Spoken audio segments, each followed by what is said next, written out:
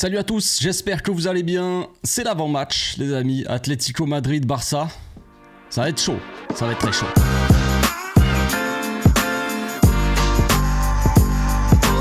Au passage, n'hésite pas à nous rejoindre si c'est pas encore fait et à partager la chaîne autour de toi, ça fera plaisir à tonton. Bon, j'espère que vous êtes remis tous un petit peu du tirage au sort. Voilà, on va tomber contre le PSG, on est bien content ou pas content, peu importe. Le match sera dans quelques semaines. Donc en attendant, demain on a un gros match, franchement gros choc de Liga qui s'annonce, le 3e contre le 4e. Si on perd ce match-là, on ne passera pas derrière l'Atlético Madrid en nombre de points, tout ça, on est quand même devant eux. Pas de beaucoup, mais on ne descendra pas à la 4e place si on perd ce match. Par contre, le problème, c'est que si on perd, on peut perdre un petit peu de retard, un petit peu plus sur Girone. Girone, on est très serré. On est à un seul point de Girone qui sont 2e. Donc le but, l'objectif quand même pour le Barça d'ici la fin de saison, c'est au moins d'aller chercher la 2e place, histoire d'aller jouer la Supercoupe d'Espagne la saison prochaine. Et que économiquement, ça change un minimum de choses. Qu'on soit 2e ou 3e, après, en vrai, ça change pas grand-chose pour nous. Mais voilà, économiquement, ça peut faire des petites différences. On sait qu'on est là à compter nos sous. Donc, ce match-là contre l'Atlético, il va être tendax. Il va être très tendu. D'un côté, on a un Atlético Madrid qui est ultra bouillant à domicile.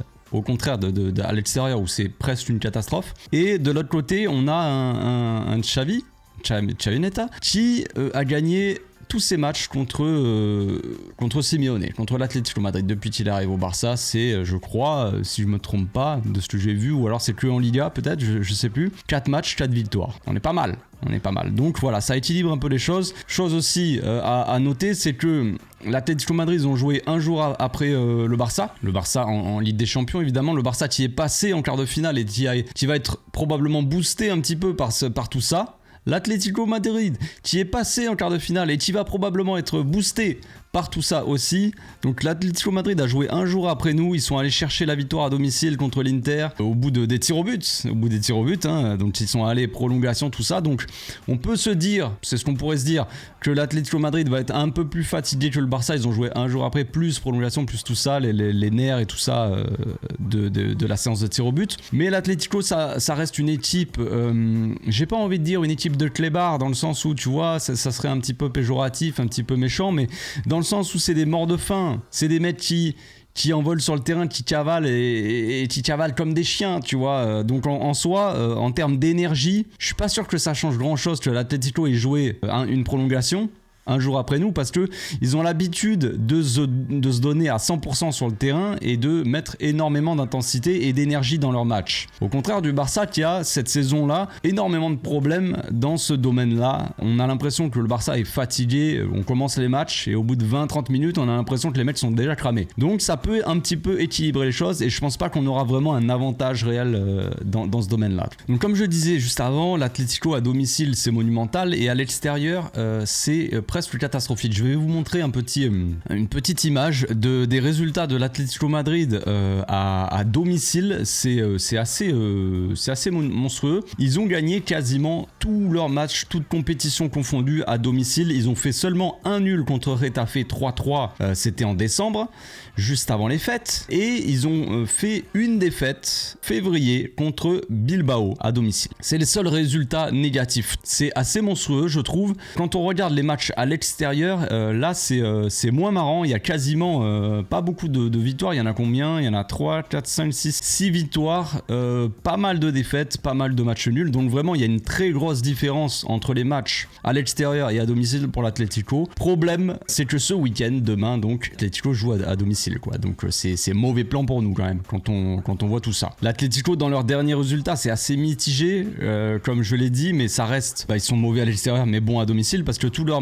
derniers matchs à domicile ils les ont gagnés, mais quand c'est à l'extérieur ils peuvent perdre, même contre Cadiz. Ils ont perdu juste avant le match contre l'Inter, là, ils ont perdu 2-0 contre Cadiz. Peut-être qu'ils avaient fait des rotations, tout ça, je vous avoue que j'ai pas regardé le match. À domicile juste avant ils avaient gagné contre le Betis, contre le Bilbao à l'extérieur ils se sont fait rouster 3-0, ils ont fait match nul contre Almeria à l'extérieur, ils ont perdu aussi à l'extérieur contre l'Inter au match aller, mais après ils ont gagné quand même 5-0 contre Las Palmas à domicile. Bref, c'est vraiment des résultats un petit peu en dents de scie, mais ça ça reste toujours positif à domicile. Donc voilà, gros danger pour ce match-là, parce que l'Atlético aura sûrement l'avantage, le public va sûrement pousser, il y a cette ferveur aussi d'être passé aussi contre l'Inter après un match aller qu'ils avaient perdu, match retour ils le gagnent, ils vont en prolongue, tir au but, ça va booster un petit peu les supporters, ça va transcender peut-être un petit peu les joueurs, tout ça dans ce stade. Donc attention au danger. Pour ce match-là, je pense qu'il faudrait compter sur ce bon vieux Joao Félix, voilà, qui n'a pas joué ces derniers temps, pas beaucoup. On l'a vu rentrer contre Naples, on l'a vu entre guillemets, évidemment, il est rentré, il a mis un pied sur le terrain contre Naples. On va voir si l'attitude est là pour ce match. On se rappelle du match aller contre l'Atlético, donc à domicile, où il avait été assez monumental, le Joao Félix, même si on avait gagné seulement 1-0, mais il avait sorti un match de patron, il avait marqué un but, c'est ça le but de la victoire, je crois. Donc voilà, on attend un gros Joao Félix. Bon, par contre, en termes d'accueil, au niveau de l'accueil des supporters, je pense que ça va faire du bruit. Si Joao est titulaire et qu'il touche le ballon, je pense qu'on va entendre le public siffler de Madrid jusqu'à Barcelone. Je pense ça va être tendu un petit peu pour lui. On va voir s'il tient cette pression-là. Je crois qu'il a parlé un petit peu dans la presse un petit peu avant. Il a dit ça allait être chaud le match. De toute façon, pour n'importe quel adversaire, on va dire, d'aller là-bas, il y a quand même c'est assez hostile en termes de voilà, les supporters ils se font entendre, quoi, ils te mettent un peu de pression. Mais c'est vrai que pour lui, ça sera un match spécial. Il s'attend de toute façon à être accueilli, disons, de pied ferme. Après ses déclarations, tout ça, toute son attitude pour partir un petit peu de l'Atlético Madrid, je pense pas que les supporters de l'Atlético ils vont être ravis de le voir sur le terrain. Donc j'ai pas vu la convocation, je sais pas si Ferran Torres sera appelé. On l'a vu de retour à l'entraînement collectif, donc peut-être on aura un retour de Ferran Torres dans le groupe.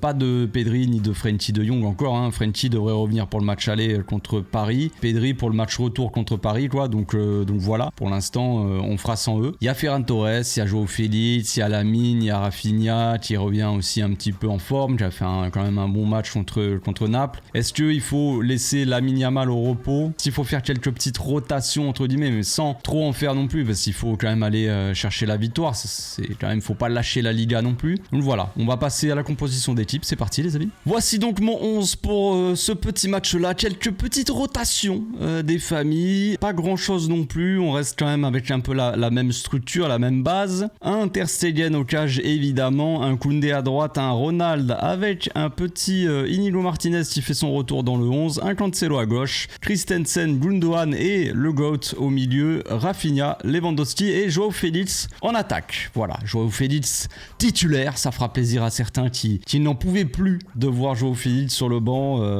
Voilà, ça va leur faire plaisir. Rafinha pour faire souffler Lamine Yamal. On avait parlé récemment, on m'avait posé des questions. Est-ce que Rafinha ce serait pas le bon poste à gauche avec Cancelo? Alors oui, c'est un bon choix de voir Rafinha ici. Évidemment, avec les efforts qu'il fait, tout ça, pourquoi pas le revoir, je l'avais dit dans la saison. Sauf qu'il y a aussi quelque chose qu'il faut prendre en compte, c'est que Lamine Yamal peut pas forcément jouer tous les matchs, tous les 3 jours. Il faut aussi préserver la jeune pépite, tout simplement. Donc, en l'absence de Lamine Yamal, tu mets qui à droite? Tu vas pas mettre Rafinha. Pour moi, Rafinha, tu le mets à gauche. À gauche, tu n'as pas grand monde et que, en plus de ça, tu as Lamine Yamal titulaire, évidemment. Sinon, Rafinha est sur le banc en soi. Pour moi, Rafinha doit jouer à droite pour faire souffler un petit peu Lamine Yamal. Félix, qui est de retour dans le 11, qui sera probablement très très motivé à l'idée de jouer contre son ancien club. À voir s'il supporte la pression dans les tribunes, quoi, sur le terrain, s'il sera au niveau ou pas, mais Xavi a l'air d'avoir confiance en lui de ce qu'il a dit dans la conférence de presse d'avant-match. Un Joao Félix qui sera assez axial avec un Gundogan aussi qui sera assez haut, essayer d'être assez proche de la surface pour jouer sur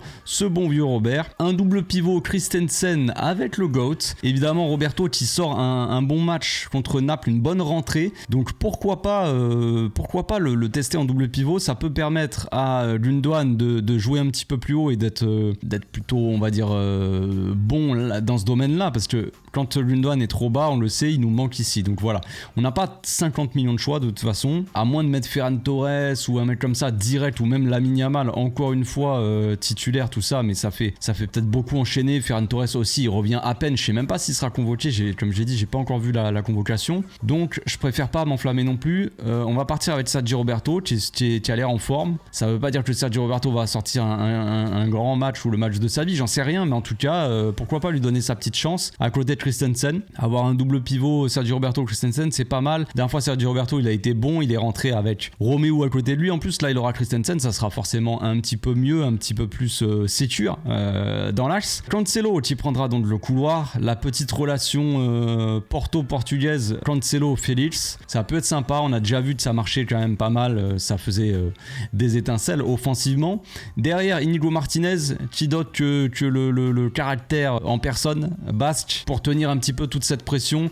On fait souffler un petit peu Cubarsí qui a été appelé avec l'Espagne, évidemment c'est encore une bonne nouvelle, même si je sais que certains madrilènes chouinent un petit peu, genre pourquoi ils ont appelé Cubarsí, pourquoi ils appellent pas des jeunes du centre de formation du Real.